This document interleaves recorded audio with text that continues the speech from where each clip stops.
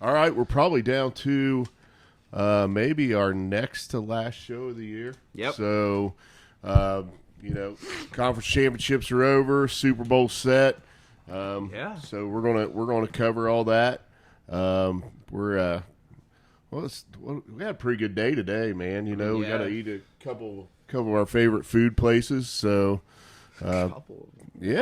picked you up in Athens and stopped at took the long way home. Stopped in Waverly at Beast and Bottle. Shout out to Beast and Bottle, man. I'll tell you what, you want a burger you're gonna get in Ohio. Yeah, you want a burger in Southern Ohio, man. Stop in a little town called Waverly. Look up a place called Beast and Bottle, man. They're tearing it up down there. Great food. Absolutely amazing. And had a little this evening. We had a little Hooks on the Hill, a little pizza. Yes, of course. Yep. Yeah, barbecue chicken pizza, Chillicothe, Ohio. That's honestly, like, I'm not usually got to go any special. Usually I'm just like, hey, give me a pepperoni. But barbecue chicken from Hooks has game changer. Yeah, absolutely. Game changer. Just every time. So then we checked out a little YMCA basketball, kind of a Saturday tradition here in January, February, and I got to give a lot of love to my very close friend, business partner, Chris Atkins, best coach in the league. I mean, coach of the year, no doubt. Hand out the award now, man. He is engaged with those 4, 5, 6, 7-year-olds. I don't know. he had him running plays, man. Yeah, it was not just herding cats out there. No, man. He was running legit plays. I mean, they were playing like zone defense, like not regular man to man. They were playing zone. I mean, it was like, dude, like these guys are in kindergarten. And they're balling, but little buddy battle. We had his son Wade and my son Zane. They've been friends and hanging out for. It was a tragedy. It wasn't close. Since it kids. wasn't close. No. I mean, high scoring affair, but 8-point W for the opposing team by Atkins. So good game. So NFL news this week: we filled 2 coaching slots. Yeah. So coaching carousel, I guess, has finally been concluded. Basically, kind of the first step of the offseason is kind of in the middle of the season is getting the coaching hires kind of settled out, and then you'll move on to free agency and then the draft. Kind of just like goes in that order throughout the NFL. But, starting off, we had the Commanders picking up Dan Quinn, which was interesting. I mean, like, it's a hire that makes sense.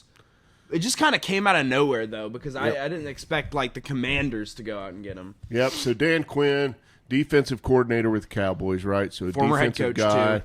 Former head coach with the Falcons, right? Mm-hmm. Yep, so here's what I can't get out of my mind about Dan Quinn. I just can't, is this year's playoff game and his defense just getting absolutely torched by the Green Bay Packers. Yeah. That was not great. I don't know. Yep. And there's one other thing I can't get out of my head. Is like the biggest collapse in Super Bowl history. So those 2 games, I mean, and I think Dan Quinn's a good coach. He's a good football guy. Yeah. I think he's probably going to bring some good energy to that franchise. But, man, under the biggest lights, man. Like, I just can't. So my thing with Dan Quinn is if I had to rate this hire, I'd give it a D+. And here's why. If the Seahawks would have went in and gotten Dan Quinn, I would have given their hire a B+, a B, right? So what's the difference here? Is that we have 2 different organizations that are in 2 different positions. The Seahawks are not looking for, anything really special. They are looking to stay consistently good, and maybe that leads to a Super Bowl down the road with their roster, right? Versus the Commanders, who are trying to completely change their culture and brand post-Snyder era. Yeah. And this hire really doesn't make sense for me in that fact, because it's like, okay, the Commanders over the past 20 years have been in my mind, have been one thing: chokers, losers, everything. Yeah. So you go and hire a coach like Dan Quinn, who isn't necessarily the worst coach ever. He's not a bad coach at all. But he is a historic loser. He is a loser at the end of the day. Well, you got the Falcons to the Super Bowl. I mean, you got Matt Ryan to a Super Bowl. But you lose. But like, man, what a choke job, So it's like even Mike McCarthy won a Super Bowl, man. It's like, like that's the thing about it's like obviously at the NFL level you're the top of the line coaches, dude. But when it comes to like making a Super Bowl, not even winning it, you can just say the borderline making of it is just like did you have a good run that year, right? I've seen it with Harbaugh and Joe Flacco. Like, Joe Flacco had one of the best playoff runs of all time. Yeah. And lately, you can blame Lamar, you can blame the offense. I don't care, but attitude reflect leadership, and we will talk about that.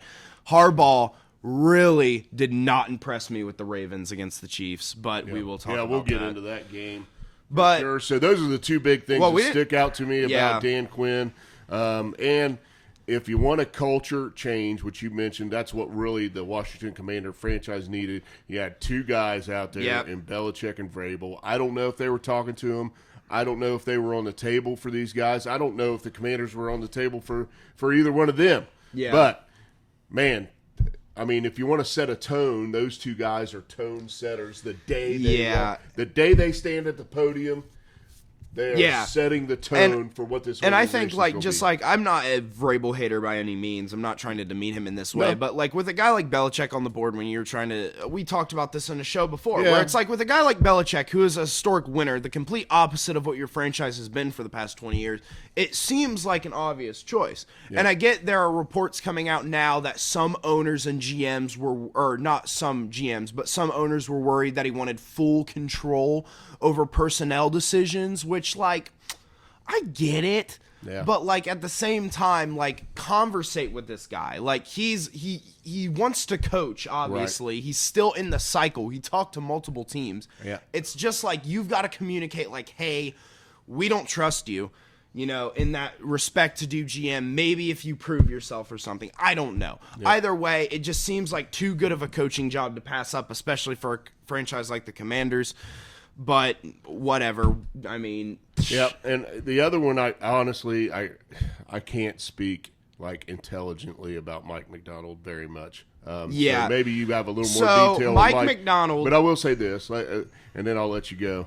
I will say this, that the Ravens' defense was a very good defense this year, and they had talent, no doubt, but I watched a lot of AFC North games, and that defense was as solid a unit as there was in the league. So I had to pull up his stuff just to like remind myself a little bit of his, because I couldn't remember the college that he went to, because he has such an interesting history. So he was part of the foundation of kind of early 2010s Georgia.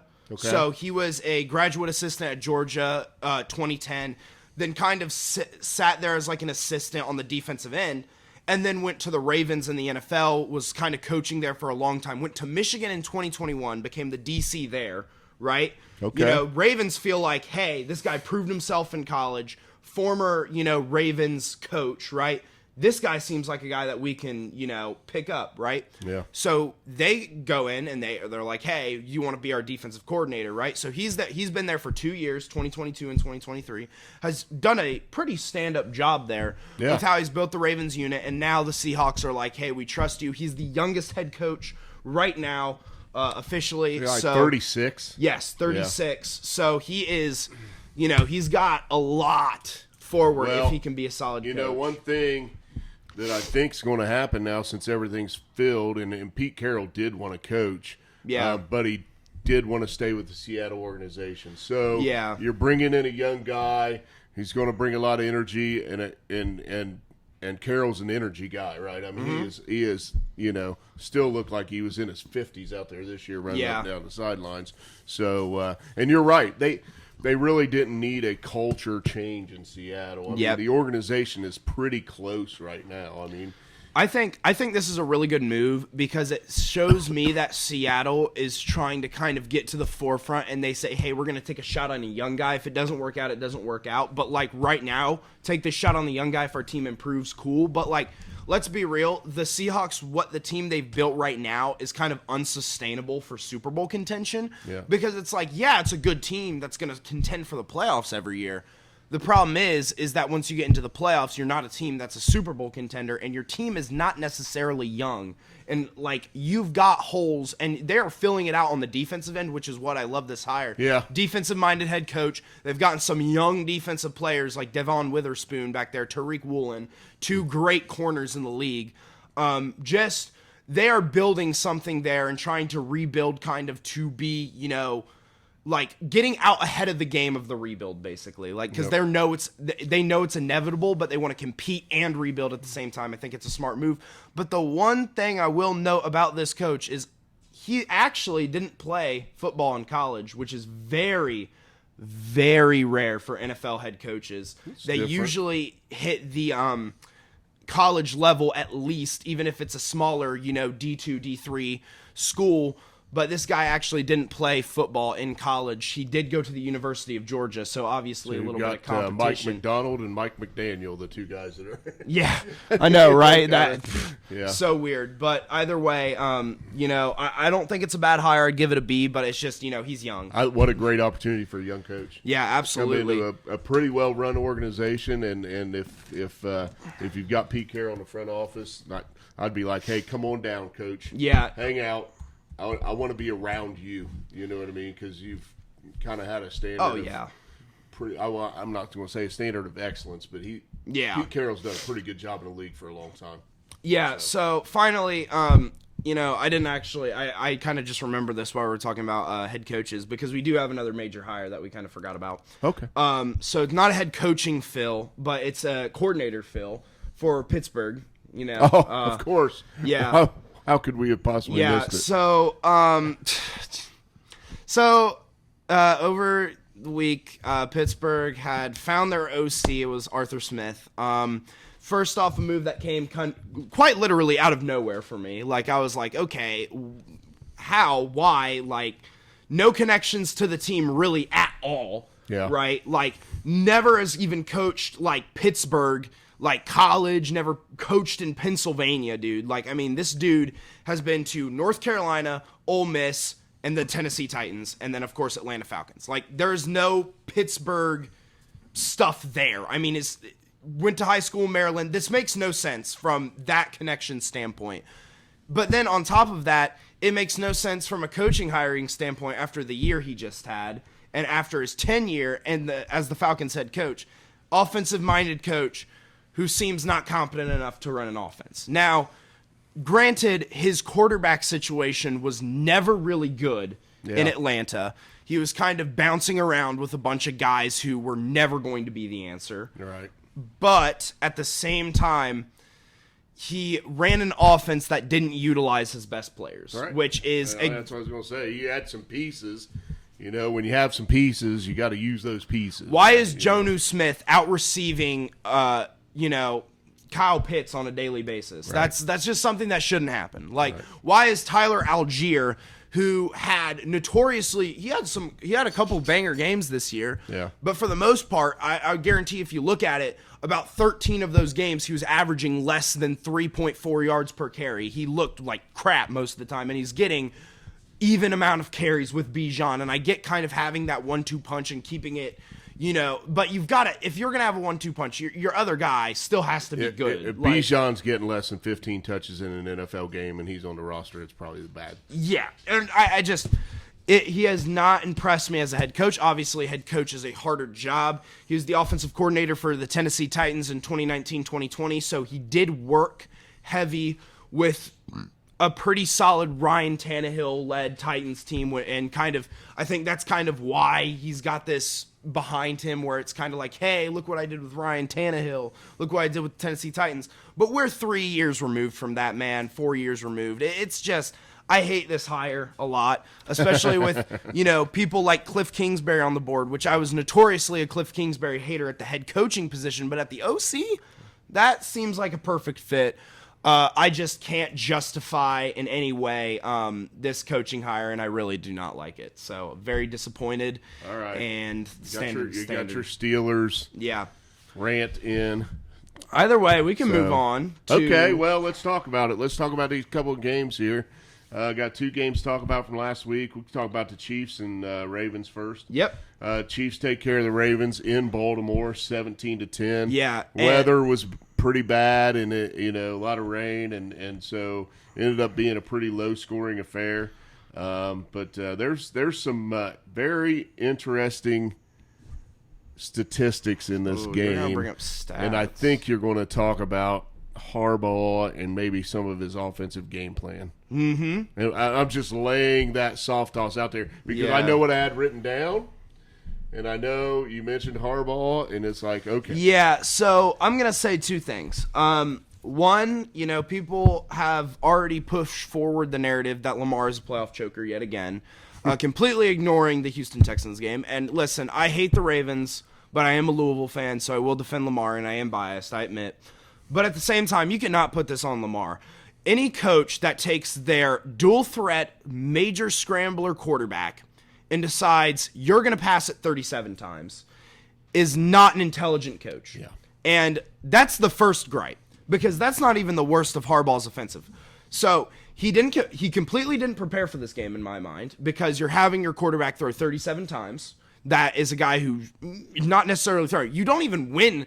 Like, he's the MVP, and you look at his throwing stats and you're not impressed. He wins the MVP, and you guys have been winning games off of the run game. Yeah. It's never been off the throw game. He might be the MVP, but that's because his way that he manages the offense this year. He's been a game manager this year, not really a true and tried quarterback carry superhero. He's been a chain mover. And he's done what he needed to do with his legs, what he needed to do with his arm, takes a shot downfield here and there, but moves the chains for this offense, and, works on field position. Yeah. Puts his defense in good spots, you know what I mean? Everything you talk about as far as a game. And I get he put on the cape last week against Houston and kind of took over in that second half, and maybe that changed your game plan. But here's the thing. You sit there and you ran 16 times in this game. 16 times as a team that is a run-heavy team, as a team that kind of goes forward with the run as your primary thing. That is the conditions, the game style, everything said. If you want to win this football game, you got to run the football effectively. You had 6 carries by your running backs on those 16 yes, and I was about rushing to say. plays. So 6 really designed. Gus Edwards averaged 6.7 yards per carry, and you rushed him three times. And you had Justice Hill also rush 3 times with 3 yards. Doesn't make any sense. That's not even the worst part about this entire thing, because even with the terrible play calling by Harbaugh, the thing that really killed them in this game was themselves, and it's a complete lack of discipline on Harbaugh's part, because everybody. Every single player, maybe outside of Lamar Jackson and Odell Beckham Jr. during the game, were like the only 2 guys that, major players on this team that didn't have anything happen. Everybody was just doing something dumb. Well, I amazing. Like, we're on the same page. We really didn't talk much about these games before this, but I wrote down 8 penalties.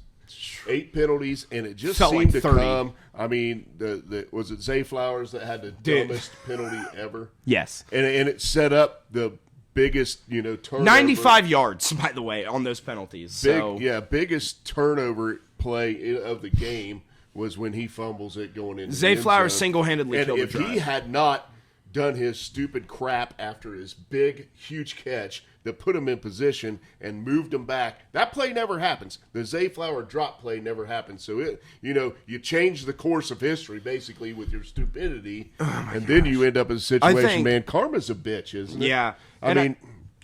So there are multiple things I have to talk about, because there's a lot of hate coming Travis Kelce's way. Travis Kelce played the Ravens, man. Yep. Like, people were like, oh man, the refs throwing taunting penalties at the Ravens, but nothing at Travis Kelce. There's a difference between taunting and chirping in the NFL. You can go, and I don't know if you watch the actual games, anybody who even says that, but you can watch the NFL. Every single play, man, there's chirping between players. They'll come up. Sometimes they get to each other's face. The ref breaks them up. Happens every game, man. That is not taunting in no way. That's not anything. There's no penalties there. When it's a penalty is when, you fire back, you taunt, you physically do something. That's where the line is crossed for the NFL. And do I think there should not be taunting penalties in the NFL? I am a personal person. It's football, dude. You're hitting guys at full force. Who cares, right? I think the intensity of the game, there has to be some lines. You know what I mean? Now, do I think it's a big deal that Zay Flowers did what he did? Really, no. No. I mean, he got up and stood over a guy, flexed. I'm like, you know what? He just made a huge play. It's an emotional game. It's okay. Yeah. But because the rules are designed the way they are, you can't let dudes get under your skin. Yeah. Right? And Kelsey is the most He knows how to do it. irritating dude to play against because he's smiling at you. He's talking under his breath. Mm-hmm. He's telling you, man, about your mama and everything else, man, after he, made that catch, made his 11 catches for 116 yards and 1 touchdown. But I wanted to go back. I had Keep something talking. else to say about bread and butter and going the right way. And we got a little technical difficulty with the dog. What'd he do? Move the camera. Okay. Started kicking the camera, so I was literally barely in view. Are we still on air then? Yes, we're still on. Okay, so we fixed that. Okay, let's go back because we talked about Baltimore and Baltimore being a running team, a defensive team, Yes. chain moving team, right? So what did the Kansas City Chiefs do? Yeah. They threw it to Travis Kelce. Shocking. Okay, let's go with what worked all year, and let's throw the ball to Travis Kelce 11 times. He gets 11 catches, 116 yards, and a touchdown. And they're a defensive and a more run-heavy team. Isaiah Pacheco had 24 carries. Yep. So here we are. And we've got the tale of two teams. And what ended up being a one-score game, very low-scoring, 17-10. How do you abandon the run? Yeah, How do you so abandon the run? this is what And I'm, it's not like he went off. It's 24 rushes for 68 yards, but this is our game plan, right? Yeah, They didn't so- score a point in the second half. So here's the thing, right? That you mentioned that, it's not just, players sitting there throwing haymakers at Patrick Mahomes. It's not getting taunting penalties, firing back at Kelsey and pushing him to get taunting, whatever. It is Harbaugh legit came in, and you can look at the comparison right now. Gus Edwards, like I said, what was it? Was it like 6.7 yards per carry? Yeah. 3 carries, 20 yards, completely abandoned the run game. Nice job. Here's the key. Here's the difference between veteran, good coaching versus panic, stupid coaching. And this is why I'm not a fan of Harbaugh at the NFL level. He is a good regular season coach, but when it has come to the playoffs, outside of a Super Bowl run, tell me what he's accomplished. Has he even won a playoff game? It feels like he hasn't. Either way. He was in the AFC Championship this year. Well, I know. I know you're hyperbole. Is that what you said? Hyperbolizing. Yep, there you go. But either way, this is the difference between good and bad coaching right here. Yeah. Gus Edwards averages 6.7 yards per carry. You're down early, right? So you abandon the run game, whatever. I get they were up, but Kansas City gave Isaiah Pacheco 24 carries. Yeah. He averaged 2.8 yards per carry. Now, you know what they that didn't tells care. me? Because when you abandon the run, you become at least somewhat more predictable in the NFL. And we've seen it. So it is so much harder to just throw than to at least run once every, 5 They plays. didn't care because they were the 2.8 yards. They were keeping it different. They took up a minute off the clock, right? I'm going to run the football. I'm going to let the 40-second play clock run down. I've Not gotta just lead, that, man. And until I have to do something crazy, guess what? Pacheco, here you go, man. Not even just that. It's literally just a matter of keeping the game plan unpredictable. Balanced. Exactly. Yep. It doesn't matter. Listen, the run game is so important. You don't have to have a run game that rushes for 5 yards every carry and then, oh man, it's not working super well, so I'm just going to abandon it. That's what loses you games. If the run game is only going for 1 yard per carry, you still have to incorporate it in your game plan for one reason and one reason alone, because it still makes a little bit more unpredictability. You got to keep the defense honest. Exactly. Right. And So- it's just so dumb, and it was stupid, and the Ravens deserve this loss. Everything is on the coaching staff, in my personal opinion, I don't agree with that. and the players. The 8 penalties and the 3 turnovers. Attitude Coaches reflect can't do that. leadership, buddy. Well, History of the Ravens and Steelers have always been undisciplined, kind of douchebags when it comes to it, really. Dirty plays and stuff like that, and the Ravens got caught with their pants down, got emotional, and that's what happens. This is on the coaches. You need to tell your players, you need to discipline your players better. This is something that I've criticized Tomlin for in the past because it is a constant trend with both him and Harbaugh. yep, can't let guys Very get under similar your skin. coachings. All right. Do we need to talk any more about this? Nope. All right, we covered Chiefs and the Ravens. Chiefs, and we barely mentioned Patrick Mahomes. I mean, how do you get through a whole game and you barely mention Game Patrick manager, Mahomes? man. He's But just- guess what? Didn't turn the ball over.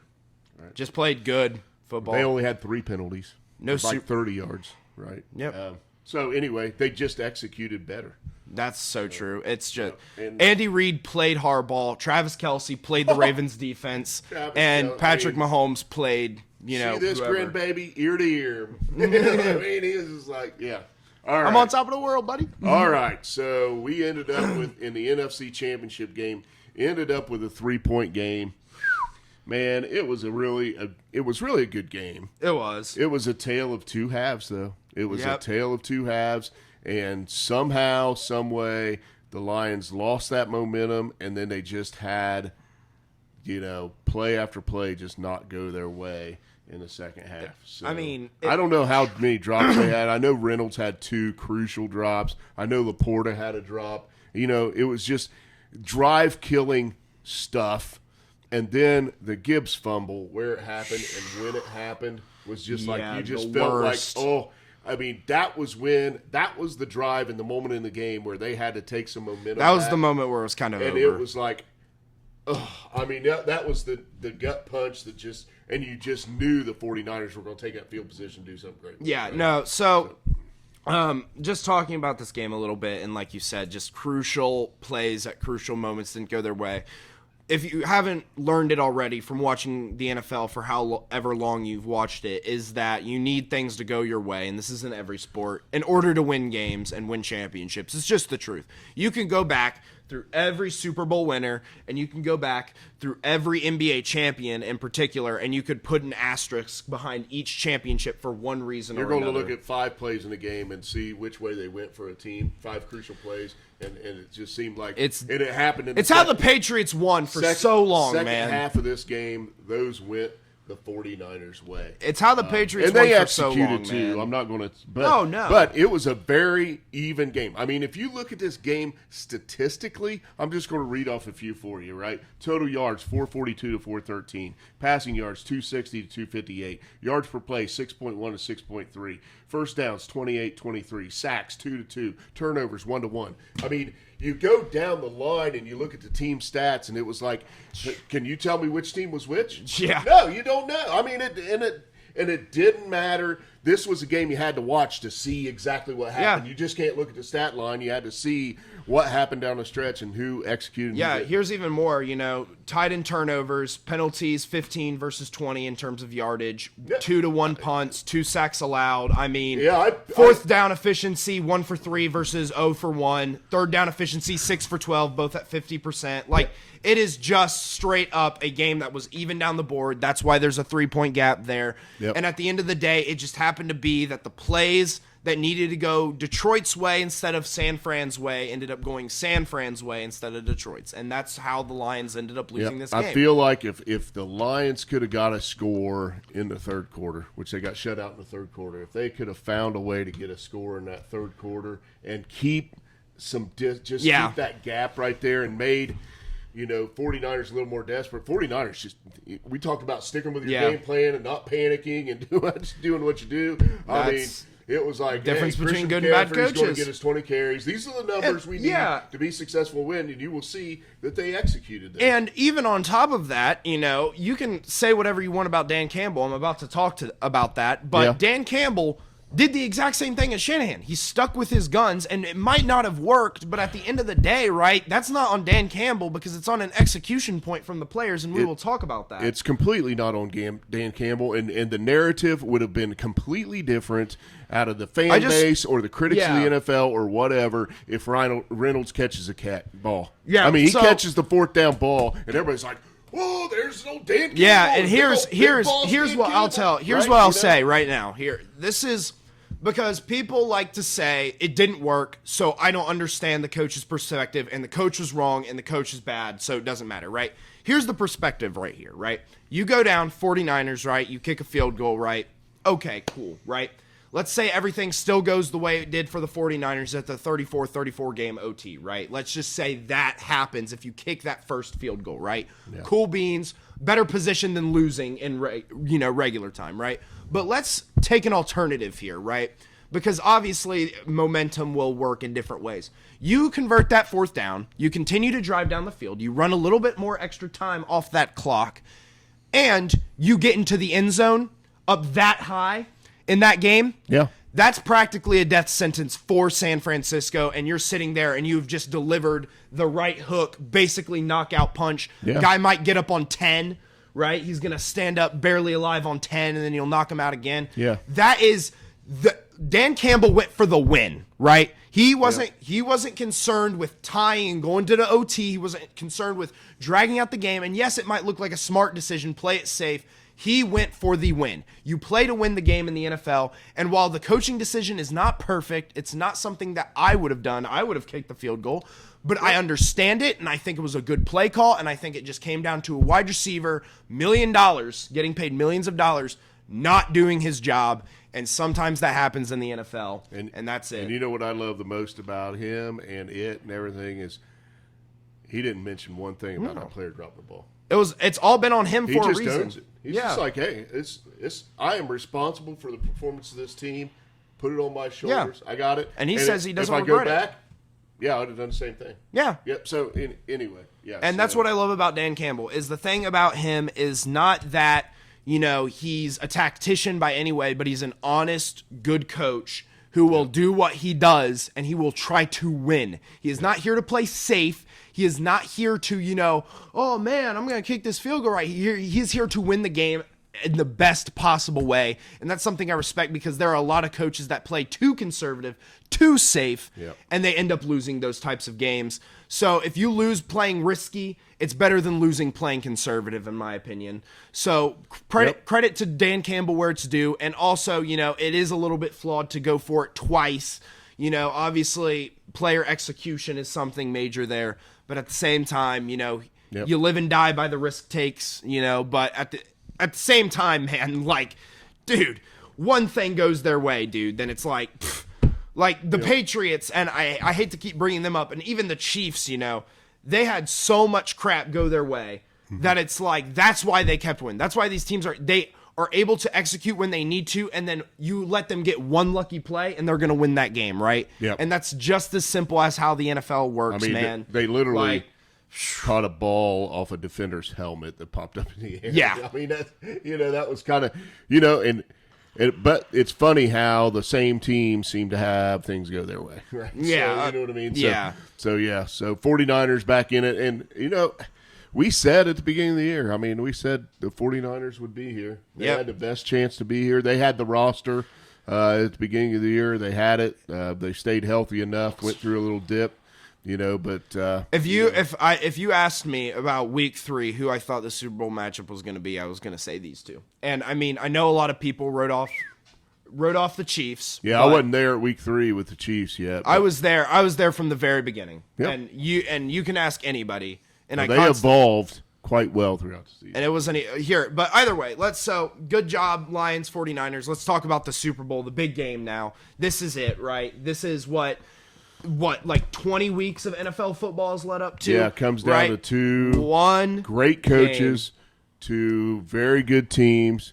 Two good defenses. I think there seems to be a little more depth when you talk about roster. You like the 49ers side of things a little more, but you don't have Mahomes. Yeah. So either way, let's talk about this game. First off, I want to start off with, would you like to offer an apology to Brock Purdy now that we're in week 21 for not calling him a mid-tier quarterback and calling him one of the bottom-tier quarterback like you did at the beginning of the season? Yep, I'll do that. Yeah, I'll own that. And I saw a segment last week from Alex Smith, and it was really good. He was breaking down some of the plays and throws that Purdy had made throughout the season, and obviously to be where they are, he's made some plays. Yes. He has made some very good plays. You know what? Let's actually and talk he was about like, and he talked. Alex Smith called him the president of the Game Managers Club. Oh yeah, that is me. He said he has inherited the title from this Tom guy Brady. is not allowed in the Game Managers Club, and he broke down several plays he made that were elite plays. Yeah, let's actually talk about that just for a second, because at the end of the day, you don't win against the Lions if Purdy doesn't make plays with his legs. He had multiple first downs when he really needed it, when he really needed scramble, had multiple good throws. Brock Purdy actually kind of won that game for San Francisco in a way. So, yes, he has cemented himself as a solid QB, and obviously he's only in year 2. Right. So, it's only going to get better. for the most part, and that's why I say he reminds me a lot of Tom Brady, where it has a pretty solid roster behind him, solid coach, knows what he's doing, and he can sit back there, chill, doesn't have to really have any confidence issues, right? He can just kind of play, and it feels like a partnership that could play out for quite a few years. It'll be really, really interesting what happens when his rookie contracts come up. Yes. And what the 49ers do with that and how that all works out. Because you can say it, but there's still this perception of him that he's just not great. He is not, and right now he isn't great. He is a very good quarterback, I would say. He's borderline top 10, I feel like. Oh, I think he's top 10. Yeah. He had the highest QBR in the league. He had Brandon Ayuk. He had Deebo Samuel. He had Christian McCaffrey. He had a top 5 blocking. Who was Brandon Ayuk before Brock Purdy got there? Who was he? Only a guy who everybody saw had major upside for years and years and consistently had 1,000 yards. Do you want me to pull up the stats? No. Here we go. I don't. I really don't. I want to talk about the betting line while he's just going to rub my nose into something. So it's at 2 right now, but one of the most interesting line movements. It came out last Sunday, obviously. It's at 2.5, right? And immediately, like by Monday morning, it goes down to 1. Like everybody is just piling cash on Kansas City early, and then it's leveled out. It got down to 1, and some of the money shifted back. But that's what Vegas does, right? They move it back and forth to move money and try to get everything to 50-50, right? So they can get their 10% take and build another beautiful casino. Yeah, but either way, by the way, Brandon Ayuk, 700 yards, 800 yards, 1,000 yards, and then this year obviously had his best year, but that's just because San Fran as a unit kind of just had an insane year offensively. Either way, just talking about that, like you said, betting line, this is really interesting because I think the spread kind of sitting at that 2 versus 1 is like kind of perfect because honestly, going into the Super Bowl matchup, these teams are pretty evenly matched. And last year, if last year doesn't happen, I'm saying, 49ers. Yeah. If last year doesn't happen. But last year I saw an Eagles team that was significantly better than the Chiefs roster, player for player, right? It just happened to be that 3 dudes were better than the dudes they lined up across, and they made all the plays, being Kelsey, Mahomes, and of course Jones, right? Those 3 guys kind of they kind of made that Super Bowl win a possibility alone. And I think, we have to talk about Patrick Mahomes, like you said. I mean, just simply put, dude, like, you're not going to find a better quarterback in the league. You can argue with me all you want. You're wrong. I'm just going to say, you're wrong. And he's been at the top of his conference 6 straight years. This is what Tom Brady did, except Tom Brady wasn't able to make some of the throws Patrick Mahomes does. Yeah. And I it's like, the dude is like, has the ability to read a defense like Tom Brady, has the arm talent of Aaron Rodgers, and then proceeds to have the scrambling ability of like a Steve Young. Like, he's not the best scrambler, but he can move the ball. And he's got one of the best offensive minds in the game behind him. Absolutely. Andy Reid. And it's like, okay, so let's look at this. Let's look at the weapons that the Chiefs have, right? And let's say, what do I defensively want to take away from the Chiefs? I want to take away Travis Kelce. That is my goal because I feel like if I can take away Travis Kelce, I'll let Pacheco run the football a little bit. They don't really have the wide receiving core that we've had in the past, right? You know what I mean? So I will take – you couldn't. They could not take away Travis Kelce. Like, you can't. No one has, man. Like, nobody can take him away. It's like, how do you – I don't know. I just feel like it frustrates me because it's literally what the Patriots did so many years, man, where it's like you have the tight end as your major threat. And like even Travis Kelce kind of fell off the final 6 games of the season, was not really doing amazing in the regular season. He was still good and consistent, like top tier tight end, just not the best that he could possibly do. Here come the playoffs, and all of a sudden the Chiefs are like, oh, you remember how we were like losing games and trying to play kind of conservatively? Yeah, here's our full playbook. Here's our full planning. You guys have been duped. We're the Patriots. Welcome. Yeah. And by the way, I just passed Jerry Rice for the most receptions in playoff history. Yeah, and that's the name I said. I didn't stutter. Jerry Rice. And by the way, they also have, Travis Kelce's been in the league for a while, but they've played 6 years together, and they have the most TDs between a pair.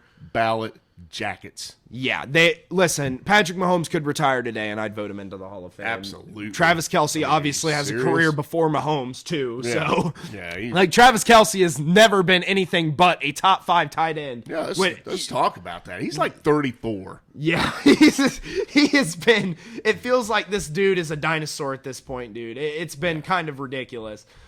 He is 34, right? He's not 28. He's not 29. And he's 34. playing like he's 28 He's the right best now. in the league right now. He is playing like he's 28. Obviously, the first time he didn't have 1,000 yards in a season for the first time in 8 years this year, and still comes out into the playoffs, has 75-yard game with 2 touchdowns. Well, it's harder when you don't have any weapons around you. I mean, it's a lot easier to be open in the middle field when you got Tyreek Hill. His playoff stretch, just some playoff stats, and not right? Kadarius Toney. Very funny that he was inactive for this game. And then he went to social media and said that the Chiefs were lying about your injury. Like, oh, really? Were they? Because I knew it. No, like you were not on the roster for a reason. They are trying to help you, dude. Like, taking to social media and saying the team is lying about your injury and that they're just benching you does not help you, buddy. Okay, so let's break this game down, right? Both sides of football, right? So, I mean, weapon-wise, there's more depth on San Francisco's offense. Yeah, not even close. You've got Debo, you got Christian McCaffrey, you mentioned Ayuk, you got Brock Purdy. I mean, you got George Kittle, right? Yep. So you've got dudes on that. They've got a plethora of weapons, right? Defensively, much more comparable teams, I think. Absolutely. You know what I mean? So defensively, I feel like, I mean, the Lions' defense held the 49ers in check in the first half. They only scored 7 points on them. The Chiefs held a very good offensive Ravens team, which, again, we can talk about game plan or whatever. But at the end of the day, they held them 10 points. Yeah. Right? So, defensively for the 49ers, though, it's like, oh, my God, man, why – this roster is like so yeah, this crazy, roster man. has like if you just mention Nick Bosa and Fred Warner, it's like Jesus. Yeah, so actually, talking about that is actually really, really funny because it's kind of like if you're a defensive-minded coach, you're salivating at the San Francisco roster. You look at the Chiefs, not really so much at the roster, but just kind of this is okay. I'm not hating on San Francisco's defensive coaches. They're still very good defensive coaches. But you have star power with great role players. There's not really a hole on that defense. It's good all around. Chase Young is considered basically depth on that defensive line at this point, right, which is insane, right? And they have traded a couple defensive linemen throughout the years. It's just ridiculous. They are a defensive stacked roster. The San Francisco has done a great job of drafting that roster. But on the other side of the ball, you're not quite salivating at the Chiefs, but just their defensive-minded coach has had Spagnuolo. Look at the screen right now and just look at the experiences he's a dude. Had. Like, I mean, we're talking Spagnuolo's a dude, and if you watch that defense all freaking year, I mean, they just D2 experience, MAC experience, Big Ten experience, professional experience for the Eagles for many years, was part of that Giants team that ended up upsetting the Patriots and holding the league best offense to like 17, 14 points or something crazy like that, right? Yep. Former head coach, right, has been through the league everywhere, man. Spags is a dude. He is a dude. He has been with Kansas City since 2019 as their DC, and his vision has fully been realized. I think he's happy too. Dude. I think he's like with Andy Reid.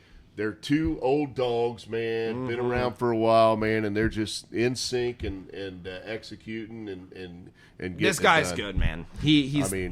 But either way, both these teams, as much as you look at the roster, if you looked at roster, obviously, and you looked at coaching, it seems pretty even. It seems like battle of different styles, if anything. But, in roster, I would say you give it a little bit to the 49ers just because that offensive weaponry kind of gives it. But then that Patrick Mahomes factor kind of evens it out. So these are two teams, have played before in the Super Bowl. 49ers are a little bit different. Kansas City's a little bit different. They have evolved as teams over the course of the past couple years. One has had to go through kind of a little bit of adversity with injuries and just kind of trying to find their guy at quarterback. One has kind of just had to evolve because players didn't want to stay there. They've had to kind of change a little bit. They went from an offensive-heavy team to a defensive. They became the team. Patriots. Yeah, I mean, It's and then, Spags being there for 4 or 5 years has kind of evolved this defense into what it is. So I mean, it's a very, very interesting. You talk about a tough game to pick, man. Yeah, and first off, I just want to say this too. People who hate on the Super Bowl and say, "Oh, I'm not watching the Super Bowl. Oh, I don't like these teams." Blah blah. First off, what is there to hate about the 49ers? What did they do? Right? You have listen to the story here. We have a last overall pick in the NFL draft. A guy who's literally labeled Mr. Irrelevant has just led his team to the Super Bowl, and you're hating on that team. You have a guy who's been a consistent loser throughout his career in Shanahan, is notoriously 2-31 in games where he is trailing in the fourth quarter, right? And he has come in and he has gotten those only 2 wins in this playoff run. He has built a team. They have built a culture. They have come from the hell that was kind of the post-Harbaugh era to a team that has finally established themselves, right? And had nothing but adversity that they've overcome. Why are people hating on them? And then for the Chiefs side, I get they're winning, dude. I get that. I understand. But like, they got Taylor. They got, I mean... Why are these two teams so hated, right? For no reason. Because they win. Exactly. And that's what I was getting at is like I said, the Chiefs have been the Patriots this year. Everybody hates them just because they're successful. There's not really any other reason, right? Yeah, well, you need to tune in because in Mahomes, you're watching greatness. You're watching the GOAT. Right? You're watching the GOAT. Absolute dude. Don't get me wrong. Tom Brady, he's the greatest in terms of legacy, but you watch the play on the field. This generation of football quarterbacks, Mahomes is the guy. Whether you're he's the guy. And I mean, think if you go back and you want to say you had Brady and you had Peyton Manning and you got Aaron Drew Rodgers, Drew Brees in that previous class, and then this class is kind of Mahomes and you got Josh Allen and Joe Burrow and Lamar. Lamar and even I'll throw Justin Herbert out there. Yeah. And, you got those dudes. Mahomes is like here. Yeah, it's a gap. If Tom Brady doesn't win 7 Super Bowls in his career, there are arguments here between Aaron Rodgers, Tom Brady, Peyton Manning, right? Yeah. And I still think there are, actually, but people are going to argue with that, and I understand. Completely valid.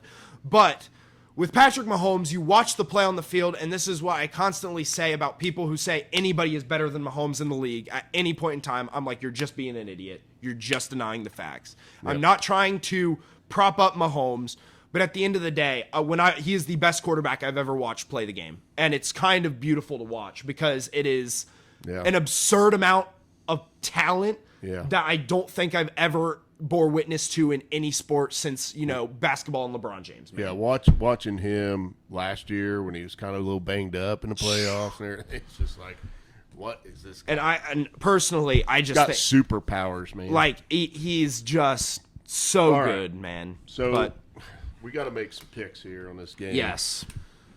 I'm going to get mine out of the way just so you can talk about what and why, and I have no idea who you're taking. Yeah, I mean, look on my sheet. I haven't written it down just so you didn't I haven't written it down either, but I'm going to take the 49ers.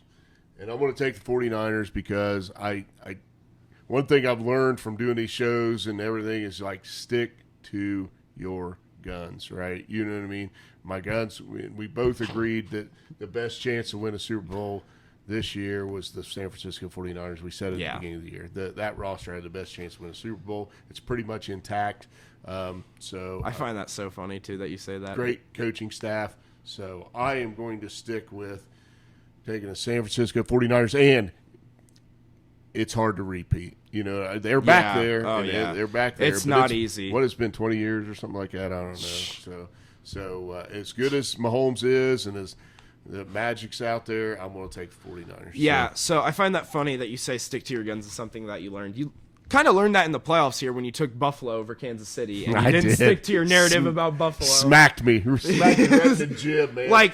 Josh Allen got me believing, It's so funny. Man. It's so funny because you were off on Buffalo the entire year, right? And I was on Buffalo the entire year. And then come that game, you were like, yeah, I'm finally starting to buy in. And I'm like, Listen, I'm on to Buffalo, but I know what I'm talking about when I'm on to Buffalo. Either way, Josh Allen's big old sexy beast of a quarterback But- got me hot, and I just went after you him. know, this is a lot to think about. Last year, obviously, we didn't have the podcast, but I told everyone I was saying the Eagles, right? And then what I witnessed was a game where I just said to literally everybody on, like, what happened, like, what is just GOAT. Like, that was the words. So this is not an easy game to pick, even though San Francisco is the obvious choice on paper, kind of with their roster, you know, build. But Patrick Mahomes is that good. So it is hard to pick this game. And like you said, sticking to your guns is always something that you should do. But you know what? I'm going to stick to my guns, and I'm going to say I'm going with the Chiefs. And here's why. Because they're the Patriots. I've seen this song and dance before. I don't want to have this show after this one. And listen, okay, listen. If the 49ers come out and win, I'm not surprised, right? Yeah. This is a game I'm picking the Chiefs simply because I can't get it out of my mind where I'm witnessing literally the exact same freaking thing that the Patriots did 20 years ago. Win a Super Bowl, miss one, win two, just keep going. It's just Andy Reid and Patrick Mahomes have become a rule in like betting. Like you had rules, like you didn't bet against Belichick and Brady, you didn't bet against Nick Saban. Now they become a rule. It's like I'm not messing around and betting against Mahomes and Reid, right? Yeah, and I have not bet against them. They're going to bite you. And I have not bet against them this entire playoff cycle. I took them over the Dolphins. I took them over the Ravens. I took them over the Bills. And I'm going to continue to do that. Now, the 49ers, I've also done the same thing. I've picked them to win every game. But at the same time, this 49er team is really good. I just think that the Chiefs it's just Patrick Mahomes. There's not a why. There really isn't a why to this pick. I don't know. You said Mahomes, Reid. I didn't realize Spagnuolo had been there for 5 years, man. Man, they are a bunch, man. And honestly, I mean, I hate to say this on air because obviously I'm going to get flamed by the Cincinnati hopefuls, but I do want Patrick Mahomes to win this Super Bowl. And the reason why is because I still have it in my mind that I want him to become the GOAT because he is the guy, and I think people need to acknowledge one of the that. greatest things about sports is watching greatness. Yes. Watching greatness get it done and being able to say, you know, when you're in the next era, it's like, man, dude, there wasn't nobody like Mahomes. Yeah. When the next dude's coming up, you'll be like, nah, he ain't Mahomes. And, he ain't Brady yet. Yeah. But you know what I mean? It's like, and, so I'll say this, too. It's like I'm a huge Drew Brees fan, and I've mentioned that before. I have his jersey, you know. And kind of a thing and a narrative about Drew Brees and him being, like, just a completely forgotten quarterback at this point, right? People mention Peyton Manning, Aaron Rodgers, Tom Brady of that era. And then Drew Brees kind of sits as one of their, like, fourth or fifth best, you know, people they name. And it's kind of looking at that and seeing these quarterbacks who are really good not get what they deserve simply because the rosters around them are pretty bad. Yeah. And that is Drew Brees in a nutshell. You can look at his defense. His defense on average in the NFL when he played ranked 20th on a year-to-year basis. He had 6 defenses that were the worst scoring defense in the NFL in a given year. And he got hosed on one of the worst calls in playoffs. Yeah, so so when guys get what they deserve, basically, that's something that I'm always going to root for. And I'm not saying the 49ers don't deserve it. I just think I want to see Patrick Mahomes become the guy, and everybody can finally unite like they do in basically every other sport about who's your GOAT, right? And it's like hockey, established, right? Baseball, a little bit muddier, but like, let's be real, like, it's pretty hard to argue against a couple guys at the top there. And right now in football, everyone kind of agrees with Brady, but I think that argument, there is something there that people miss. But either way, I want that to happen. Let's go Chiefs, baby. Sorry, all right, Bengals. So there you go. So we've navigated our way through this entire season. The show's Sundays with Dad.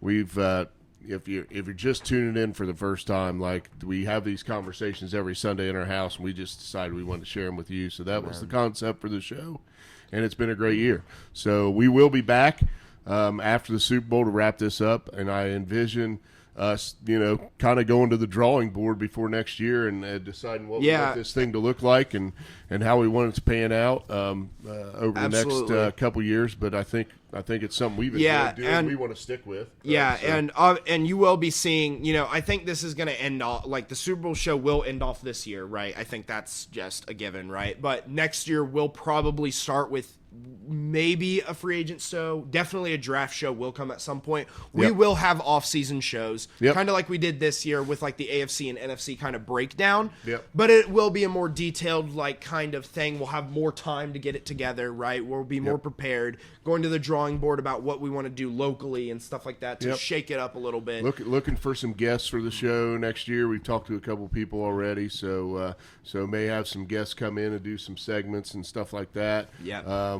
And we'll see, maybe some live shows but we'll go to the drawing board and see if we can figure this out. We appreciate you for tuning in, man. Absolutely. It's been so much fun this year, and we appreciate our subscribers and our loyal people and the people that just tune in here and there. So it's been good all the way around. We'll be back here after the Super Bowl. We'll talk about this season, wrap it up, and then we'll move on. So been a lot of fun. See you next time.